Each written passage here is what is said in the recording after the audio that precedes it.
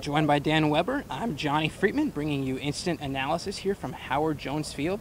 And Dan, practice was a little bit sloppy today, according to Lane, just like yesterday, but he described it as they're getting a second Thursday tomorrow. What did he mean by that, and why might this be a benefit for the Trojan squad? Well, I think the players told us that they really felt like this week, game week prep started on Sunday, and which gives them an extra day somewhere.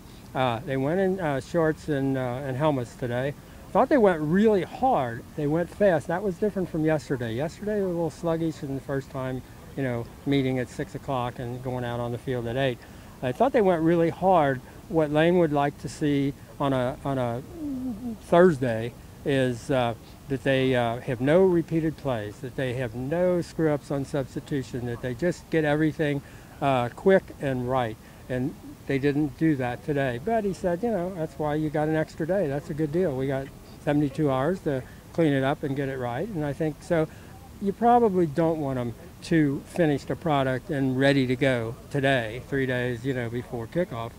So I think it's actually, coaches make it out to be, a really big deal. But I thought it wasn't all that bad a practice.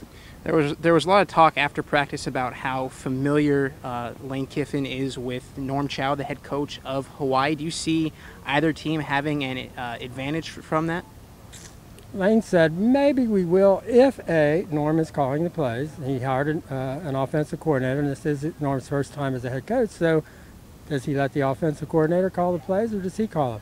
As Monty said, we were kidding about Monty. He said, Norm this week has been just citing you as one of the all-time great, icons and, defensive, stars of college, and all football coaching.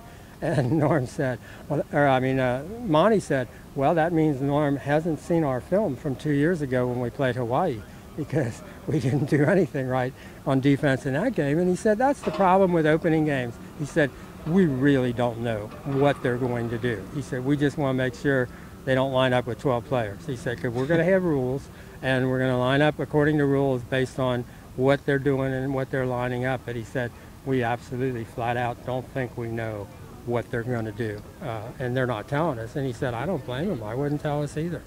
And Dan, finally, as we learned yesterday, Will Andrew was the only former walk-on scholarship player to not get his scholarship back this year. I know that you talked with him after practice. What did he have to say?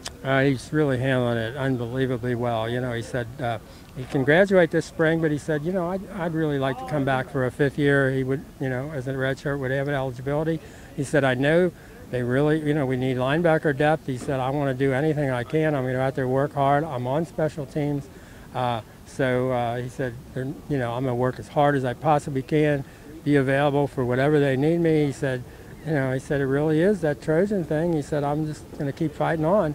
And I really, really, am appreciative of the fact that, I did get a scholarship last year, and that I'm appreciative of my family, hardworking family, that make it possible, for me to go through this year. And did ask him, does it ever go through your head that, here you are, innocent as can possibly be, and you're suffering one of the penalties that the NCAA dropped on USC? And he said, it has to go through your head. But then he thought, hey, there wasn't anybody here at USC that was guilty of anything. And he said, so, it's not just me. He said, they penalized all of us. So, but a really mature, great take by a kid who's proven to be a great Trojan.